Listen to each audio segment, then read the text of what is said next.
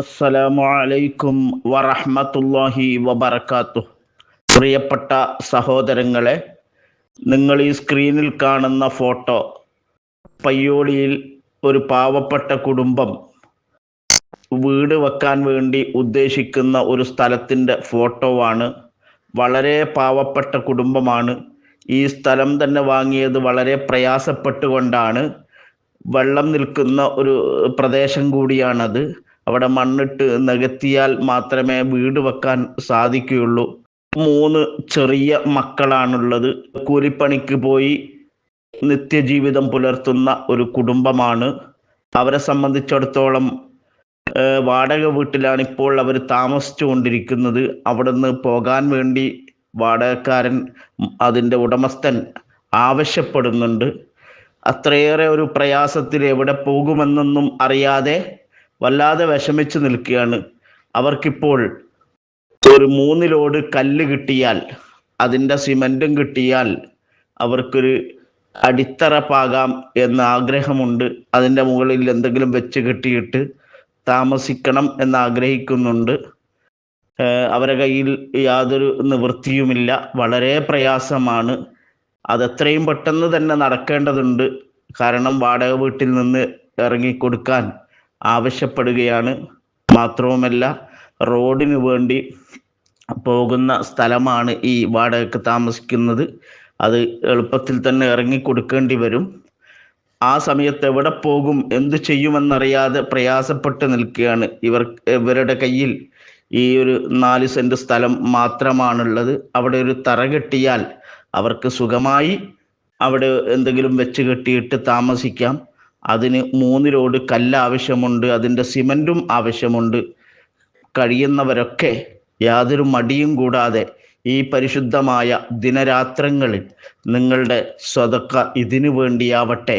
ഇനി ആർക്കെങ്കിലും നേരിട്ട് വന്ന് കണ്ട് ബോധ്യപ്പെട്ട് വല്ലതും ചെയ്യണമെന്ന് ആഗ്രഹിക്കുന്നവരുണ്ടെങ്കിൽ അവർക്ക് ഈ നമ്പറുമായി ബന്ധപ്പെട്ടാൽ, ഗൂഗിൾ പേ നമ്പറാണ്, അതിൽ ബന്ധപ്പെട്ടാൽ ഇൻഷാ അല്ലാ നിങ്ങൾക്ക് വരാവുന്നതാണ്, കാണാവുന്നതാണ്, ബോധ്യപ്പെടാവുന്നതാണ്. വളരെ പ്രയാസം അനുഭവിക്കുന്ന കുടുംബമായതുകൊണ്ട് തന്നെ നിങ്ങളുടെ അകമഴിഞ്ഞ സഹായം ഈ വിശുദ്ധമായ ബലിപെരുന്നാൾ കഴിയുന്നതോടുകൂടി തറയുടെ പണി നടത്താൻ ആവശ്യമായ എല്ലാ സഹായ സഹകരണങ്ങളും, അത് കല്ലായോ പണമായോ സിമൻ്റായോ എങ്ങനെയാണോ നിങ്ങളെ കൊണ്ട് സാധിക്കുക, അതൊക്കെ ചെയ്ത് ഈ പാവപ്പെട്ട കുടുംബത്തെ സന്തോഷിപ്പിച്ച് രക്ഷപ്പെടുത്തണമെന്ന് വിനയപുരസരം അഭ്യർത്ഥിക്കുകയാണ്. സഹായിക്കുന്ന എല്ലാവർക്കും അള്ളാഹു അർഹമായ പ്രതിഫലം നൽകട്ടെ. ഇൻഷാ അല്ലാ എല്ലാ വേദികളിൽ വെച്ചും എല്ലാ നല്ല സദസ്സുകളിൽ വെച്ചും നിങ്ങൾക്ക് പ്രത്യേകം ദുആ ഉണ്ടായിരിക്കും എന്ന് ഉണർത്തി വിനീതൻ അബു ഹിബ അഷ്റഫി പയ്യോളി. അസ്സലാമു അലൈക്കും വറഹ്മത്തുള്ളാഹി. അസ്സലാമു അലൈക്കും വറഹ്മത്തുള്ളാഹി വബറകാതുഹു. കാന്തപുരം ഉസ്താദ് പറഞ്ഞ സത്യം. ചില ബാഹ്യ ശക്തികളുടെ ഇടപെടലാണ് തന്നെയും ശംസുൽ ഉലമയും തമ്മിൽ അകറ്റിയതെന്ന വിതുമ്പലോടെയുള്ള കാന്തപുരം ഉസ്താദിന്റെ വാക്കുകൾ വർത്തമാന സാഹചര്യം വെച്ച് നോക്കുമ്പോൾ സത്യമെന്ന് ബോധ്യപ്പെടുകയാണ്. സമസ്ത എന്നൊക്കെ ശാക്തീകരിക്കപ്പെടാൻ ശ്രമം നടത്തിയിട്ടുണ്ടോ അന്നൊക്കെ കറുത്ത ശക്തികൾ സമസ്തയെ അസ്ഥിരപ്പെടുത്താൻ ശ്രമിച്ചിട്ടുണ്ട്. നിലവിൽ സമസ്തയിൽ നടക്കുന്ന പ്രശ്നങ്ങളുടെയും അടിസ്ഥാനം ഇത് തന്നെയാണ്. കേരളത്തിലെ ബഹുഭൂരിഭാഗം വരുന്ന സുന്നികൾ ഇക്കാര്യത്തിൽ മാനസികമായി വല്ലാതെ അസ്വസ്ഥരാണ്. പരമാവധി വിട്ടുവീഴ്ച ചെയ്ത് യോജിച്ചു പോകണം എന്നാണ് സുന്നത്ത് ജമാഅത്തിനെ സ്നേഹിക്കുന്ന അണികളുടെ മാനസിക വികാരം. ഇരുപക്ഷത്തെയും നേതൃത്വം ഇക്കാര്യം ഗൗരവത്തിലെടുത്ത് കൈകാര്യം ചെയ്യുമെന്ന് പ്രതീക്ഷിക്കാം. കുമ്പോൾ തങ്ങളുടെ നേതൃത്വത്തിൽ ഇപ്പോൾ നടക്കുന്ന ശ്രമങ്ങൾ വിജയിക്കട്ടെ എന്ന് പ്രാർത്ഥിക്കുന്നു. സുന്നികൾ യോജിക്കുന്നതിനെ ഭയപ്പെടുന്ന വലിയൊരു ശക്തി പുറത്തുണ്ട് എന്ന ബോധ്യത്തോടെ മുമ്പോട്ട് പോകാം. ഇരു വിഭാഗത്തെയും നേതൃത്വം ഒരു വേദിയിൽ ഒരുമിച്ച് കൂടുന്ന സുപ്രഭാതത്തിന് വേണ്ടി നമുക്ക് പ്രാർത്ഥിക്കാം. മുസ്തഫ മാസ്റ്റർ മുണ്ടുപാറ ഫേസ്ബുക്കിലിട്ട പോസ്റ്റിന്റെ ശബ്ദാവിഷ്കാരമാണ് നിങ്ങൾ ഈ കേട്ടത്. അവിടെ ഏറ്റവും പ്രധാനപ്പെട്ട അവര് മുന്നോട്ട് വെക്കുന്ന പ്രധാനപ്പെട്ട ഒരു ഹുദവിയാണ് ആര്? മഹമൂദ് കുരി ഹുദവി. ഈ കുട്ടി, ഈ ചെറുപ്പക്കാരൻ 2019 അദ്ദേഹം DC ബുക്സിന് ഈ കോഴിക്കോട് നടത്തിയ ആഭിമുഖ്യത്തിൽ പറഞ്ഞത് ഖുർആന്റെ നിയമം ഒന്നും ഇസ്ലാമിന്റെ നിയമം വേറൊന്നുമാണ് എന്നാണ്. അതായത് ഖുർആനിന്റെ നിയമമല്ല ഇസ്ലാമിന്റെ നിയമം എന്നാണ്. ഇങ്ങനെ ഒരു വാക്ക് ശരിയാ MES പറഞ്ഞിട്ടില്ല, കേരള നെദ്വത്തുൽ മുജാഹിദീൻ പറഞ്ഞിട്ടില്ല, ISM പറഞ്ഞിട്ടില്ല, ജമാഅത്തെ ഇസ്ലാമി പറഞ്ഞിട്ടില്ല, സമസ്തയും പറഞ്ഞിട്ടില്ല. പക്ഷെ നമ്മളെ കുട്ടികൾ പതാ പറയുന്നത്. നിങ്ങൾക്ക് ജനകീയ വിചാരണ ചെയ്യാമെന്ന് ഞാൻ ഈ പറഞ്ഞ തെറ്റാണെങ്കിൽ ജനകീയ വിചാരണ ഞാൻ കോഴിക്കോട് വന്നിട്ട് കല്ലെറിഞ്ഞുവല്ല. ഞാനീ പറഞ്ഞ പഠിക്ക്. എന്റെ 2019 നടന്ന ഈ കുഫ്ർ പണ്ഡിതന്മാരെ നിങ്ങൾ ഇതുവരെ അറിയാഞ്ഞേ? എന്താ ഇതിനെതിരെ നിങ്ങൾ തീരുമാനം എടുക്കാഞ്ഞേ? ഖുർആന്റെ നിയമം ഒന്നും ഇസ്ലാമിന്റെ നിയമം വേറൊന്നുമാണ്. 2, അതേ സമ്മേളനത്തിൽ ആ കുട്ടി പറയുന്നുണ്ട്, ഡൂൾ ന്യൂസിന് വേറെ, ഇപ്പോൾ അതേ വർഷം ഡൂൾ ന്യൂസിന് വേറെ ഒരു ഇന്റർവ്യൂ കൊടുക്കുന്നുണ്ട് അദ്ദേഹം. ഇതിൽ രണ്ടിലുമായി അദ്ദേഹം പറയുന്നുണ്ട്, ഇസ്ലാമിക നിയമങ്ങൾ സ്ത്രീകൾക്കെതിരാണ്, അത് പുരുഷ കേന്ദ്രീകൃതമാണ്. കാരണം ആദ്യത്തെ മദ്ഹബുകൾ കൊണ്ടുവന്നവരെല്ലാം പുരുഷന്മാരായതുകൊണ്ട് പുരുഷന്മാരെ അനുകൂലിച്ച് മാത്രമാണ് ഇസ്ലാമിക ശരിയാ നിയമം വന്നിട്ടുള്ളത്. ഇതിനെന്താ പറയാ? ഇല്ലെങ്കിൽ നിങ്ങൾ കല്ലെറി. ഇതാണ് ദാറുൽ ഹുദയുടെ ഏറ്റവും പ്രധാനപ്പെട്ട പ്രൊഡക്റ്റ് മെഹ്മൂദ് കുരി 2019. അതിനുശേഷം ഈ വ്യക്തിയെ ദാറുൽ ഹുദ എത്ര വട്ടം സ്വീകരണം കൊടുത്തു? ഈ വ്യക്തിയെ നിങ്ങൾ പഠിക്കുക, ഇല്ലെങ്കിൽ എന്നെ ജനകീയ വിചാരണ ചെയ്യാം. ഇസ്ലാമിന്റെ നിയമം ഒന്ന്, ശരീഅത്ത് നിയമം വേറൊന്ന്, ഖുർആന്റെ നിയമം ഒന്ന്, ഇസ്ലാമിന്റെ നിയമം വേറൊന്ന്. 2, ഇസ്ലാം വേറെ, ശരീഅത്ത് വേറെ. ശരീഅത്ത് നിയമങ്ങൾ വരുന്നത് ഇസ്ലാമിനും 200 കൊല്ലങ്ങൾക്ക് ശേഷമാണ്. ശരീഅത്തിനെ കുറിച്ച് പൊതുവെയുള്ള ഒരുപാട് തെറ്റായ ധാരണകളുണ്ട്. ഒന്ന് അതെന്ന് വെച്ചാൽ ഒരിക്കലും മാറ്റാൻ പറ്റാത്തതാണ്. ഇപ്പോൾ ഈ അടുത്തൊക്കെ ഉണ്ടായ ഒരുപാട് ഡിബേറ്റുകളിലൊക്കെ ഇപ്പോൾ മുത്തലാഖിൻ്റെ ഒക്കെ വിഷയം വരുമ്പോൾ അത് ഒരു ചെറിയ മാറ്റം ഉണ്ടാകുന്നത് തന്നെ ഒരു രാജ്യം മുഴുവൻ കോടിക്കണക്കിന് ആൾക്കാർ ഒന്നായിട്ട് അതിനെ പ്രകോപിപ്പിക്കുന്ന തരത്തിലുള്ള ഒരു മാറ്റമായിട്ടാണ് മുസ്ലിം പണ്ഡിതന്മാരും അതുപോലെ മറ്റുള്ള രാഷ്ട്രീയക്കാരും അതിനെ കാണുന്നത്. ഇസ്ലാമിൻ്റെ ആവിർഭാവം കഴിഞ്ഞ് ചുരുങ്ങിയത് ഒരു 200 വർഷമെങ്കിലും കഴിഞ്ഞിട്ടാണ് ഇസ്ലാമിക നിയമങ്ങൾ രൂപപ്പെടുന്നത്. അപ്പോൾ ഒരു 200 വർഷത്തെ ഗ്യാപ്പ് ഉണ്ട്. ഖുർആൻ പറയുന്ന നിയമങ്ങളും ഇസ്ലാമിക നിയമമായിട്ട് രൂപപ്പെടുന്നതും തമ്മിൽ ചുരുങ്ങിയ ഒരു 200 വർഷത്തെ ഗ്യാപ്പ് ഉണ്ട്. അപ്പോൾ ആ ഒരു 200 ഇസ്ലാമിന്റെ പഴക്കം ഇസ്ലാമിക നിയമങ്ങൾക്കില്ല. ഇല്ല, അത് തിരിച്ചും അങ്ങോട്ടും ഇങ്ങോട്ടും. അതായത് അപ്പോൾ ഖുർആൻ ഒരിക്കലും ഒരു നിയമപുസ്തകമല്ല. ഖുർആന്റെ നിയമങ്ങൾ ഒന്നാണ്, ഇസ്ലാമിക നിയമം വേറെ ഒന്നാണ്. അതെന്ന് വെച്ചാൽ ആ ഒരു ഇതിൽ തന്നെ നോക്കുമ്പോൾ നമുക്ക് കാണാൻ പറ്റുന്ന വലിയൊരു കാര്യം എന്ന് പറയുന്നത് ഈ ഇസ്ലാമിക നിയമമായിട്ട് രൂപപ്പെട്ടിട്ടുള്ള ഒരുപാട് കാര്യങ്ങൾ വളരെ പുരുഷ കേന്ദ്രീകൃതമായിട്ടുള്ള കാര്യങ്ങളാണ്. അതായത് പുരുഷന്മാരാണ് ആദ്യകാലത്തെ വലിയ പണ്ഡിതന്മാർ, ഒരുപാട് ആൾക്കാർ ഉണ്ടായിട്ടുള്ളത്. അപ്പോൾ അവർ ഉണ്ടാക്കിയ ഒരു ഇസ്ലാമിക നിയമം, അത് ശരീഅത്തിന്റെ ഒരു നിയമം എന്ന് പറയുന്നത് പൂർണ്ണമായിട്ടും പുരുഷ കേന്ദ്രീകൃതമായിട്ടുള്ള ഒരു നിയമമാണ്. എങ്ങനെയുണ്ട് നിങ്ങൾ ഇത്? ഈ കാലം വരെ പറഞ്ഞൊരു വഹാബിയെ കേരളത്തിൽ നിങ്ങൾക്ക് അറിയോ? നിങ്ങൾ എന്താ കേൾക്കണേ? നിങ്ങളവിടെ എന്താ ഞാൻ പറയണേ? നിങ്ങൾക്കിത് മനസ്സിലായോ? അതായത് ഇസ്ലാം അല്യോമ അക്മൽതു ലക്കും ദീനക്കും എന്ന് പറഞ്ഞ് വന്നതിന് ശേഷമാണ് കഴിഞ്ഞിട്ട് 200 കൊല്ലം കഴിഞ്ഞിട്ടാണ് എന്ത് വരുന്നത്? ഇസ്ലാമിന്റെ ലോസ് നിയമങ്ങൾ വരുന്നത്. നിങ്ങൾക്ക് പറഞ്ഞത് മനസ്സിലായോ? അപ്പോൾ ആങ്കർ ചോദിക്കുന്നുണ്ട് അയാളോട്, അപ്പോൾ ഇസ്ലാമിന്റെ നിയമങ്ങൾക്ക് ഇസ്ലാമിന്റെ പഴക്കം ഇല്ല അല്ലേ? അപ്പോൾ ഉടനെ മറുപടി ഇല്ല.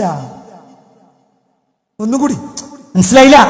ഇസ്ലാം വന്നിട്ട് 200 കൊല്ലം കഴിഞ്ഞിട്ടാണ് ഇസ്ലാമിന്റെ നിയമങ്ങൾ വന്നത്. അപ്പോൾ അവിടെ ആങ്കർ ചോദിക്കാൻ ഇയാളോട് എന്ത്? അപ്പോൾ ഇസ്ലാമിന്റെ പഴക്കം ഇസ്ലാമിന്റെ നിയമങ്ങൾക്ക് ഇല്ല അല്ലേ? ഉടനെ മറുപടി ഇല്ല. പെണ്ണുങ്ങൾക്ക് അനീതി ചെയ്തുകൊണ്ടാണ് ഇസ്ലാമിക ശരിയ വന്നത്. കാരണം ശരീഅത്തിനെ നിയമങ്ങളായി ക്രോഡീകരിക്കുന്നതിൽ മുന്നിൽ നിന്ന ക്രോഡീകരിക്കപ്പെട്ടു എന്നല്ലേ ഉള്ളൂ. നിയമം ആരെ കാലത്തുണ്ട്? മുത്തുനബിയുടെ കാലത്തില്ലേ? സിദ്ദീഖുൽ അക്ബർ നിയമം അനുസരിച്ച് പറ.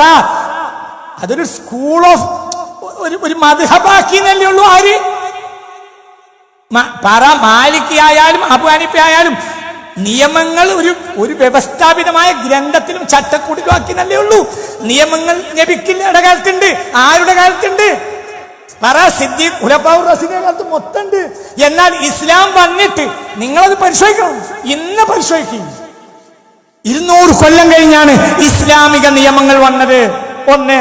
അപ്പോൾ അങ്ങനെ ചോദിക്കുന്നു, അപ്പോൾ ഇസ്ലാമിന്റെ പഴക്കം ഇസ്ലാമിന്റെ നിയമങ്ങൾക്ക് ഇല്ല അല്ലേ? ഇല്ല. ഇത് ഇസ്ലാമോ കുഫ്റോ? ഇതിനെന്താ പറയാ? ഇത് കുഫ്ർ അല്ലെങ്കിൽ പിന്നെ ഇതെന്താ? എന്തെങ്കിലും അറിയാതെ പോയത്? നിങ്ങൾ ഇനി എല്ലാവരും കൂടെ ഇന്ന വിചാരണയും കോഴിക്കോട് യോഗം കൂടി പിടിച്ചാൽ നിങ്ങൾ ഇന്ന വിചാരണയോളി, നിങ്ങൾ ഇന്ന വഷളാക്കിക്കോളി. എനിക്കുറപ്പാ എന്റെ റബ്ബ് കബൂലാക്കും. എന്റെ റബ്ബിന് വേണ്ടിയല്ലാതെ ഞാൻ നിങ്ങളെ ചീത്ത കേട്ടിട്ടില്ല, കേൾക്കൂല. ഇന്ന ജനം ചീത്ത പറഞ്ഞത് ഒന്നിന്റെ പേരിലല്ല, അള്ളാഹ്ക്ക് വേണ്ടി മാത്രം.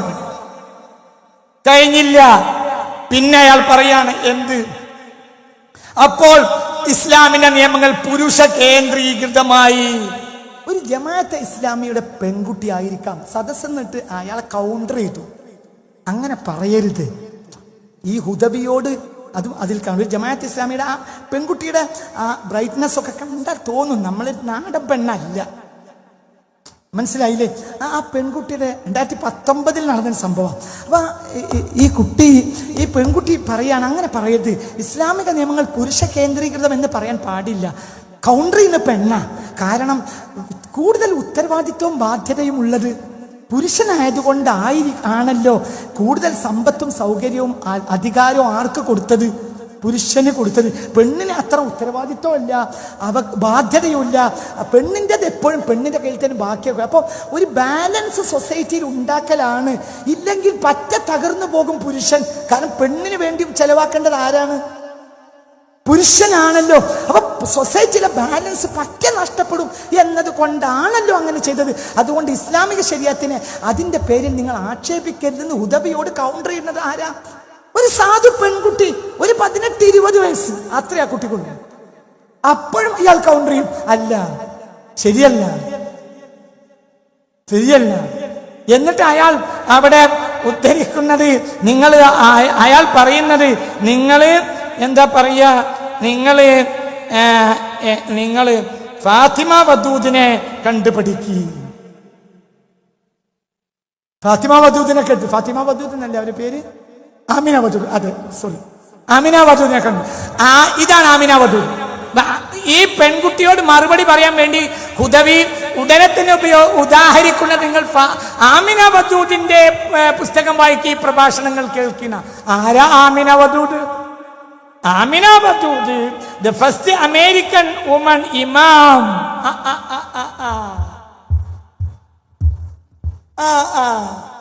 അമേരിക്കയിൽ ആണുങ്ങളെ ബാക്കിൽ നിർത്തി ഇമാം നിസ്കരിച്ച ആദ്യത്തെ ആളാണ് ആര്?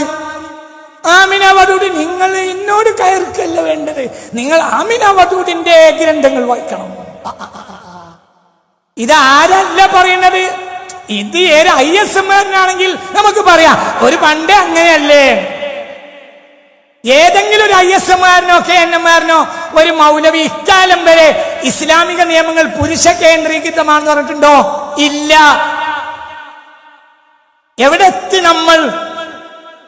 പിന്നെ അയാൾ ഉദ്ധരിക്കുന്നത് എന്താ പറയാ, പിന്നെ അതേപോലെയുള്ള ചില സ്ത്രീകളെയാണ്. എന്താ പറയാ, ഒരു നർഗീസിന് നല്ലൊരു സ്ത്രീ ഉണ്ടല്ലോ, മൊറോക്കക്കാരി, വിശദീകരിക്കുന്നില്ല. ഇതാണ് ആ പ്രോഗ്രാം.